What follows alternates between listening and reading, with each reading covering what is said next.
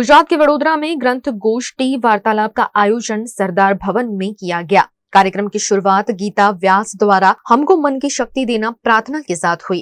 ग्रंथ गोष्ठी के संयोजक मोहन बारोट के सानिध्य में वार्तालाप संपन्न हुआ। सरदार भवन की प्रबंधक प्रज्ञा परमार ने स्वागत भाषण दिया। इस अवसर पर वक्ता और लेखिका अस्मिता शेठ का अभिनंदन भी किया गया और उन्हें पुस्तकों का उपहार भेंट किया गया। गौरतलब है कि ग्रंथ गोष्ठी वार्तालाप पिछले 42 वर्षों से सरदार भवन में आयोजित किया जा रहा है। इस आयोजन का मुख्य उद्देश्य मानव जीवन में मौजूद शक्तियों को जागृत कर लोगों को प्रेरणा प्रदान करना है। स्वपरामर्श માટે આપણે સબકોન્શિયસ માઇન્ડ સાથે કેવી રીતે સંપર્ક કરીને તેને જાગૃત કરવું એ આજની આ ગ્રંથગોષ્ઠીનો મુખ્ય હેતુ છે। કારણ કે આપણી પાસે મન પાસે અપાર શક્તિ રહેલી છે અને આ અપાર શક્તિની મદદથી આપણે આપણી જિંદગીને આપણે ઘડી શકીએ છીએ અને જે મન છે એને આપણે મિત્ર તરીકે કે દુશ્મન તરીકે પણ ઉપયોગ કરી શકીએ છીએ।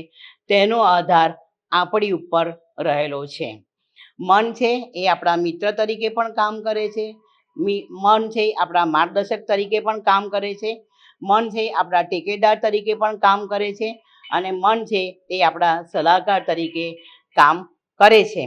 પણ આપણે તેને જાગૃત કરવા માટે આપણે સૌથી વધારે જરૂરી છે કે આપણું મન શાંત હોવું જોઈએ, મન સ્થિર હોવું જોઈએ અને આ મનને સ્થિર કરવા માટે, મનને શાંત કરવા માટે આપણે સંપૂર્ણ શ્વાસોશ્વાસ લેવા જરૂરી છે।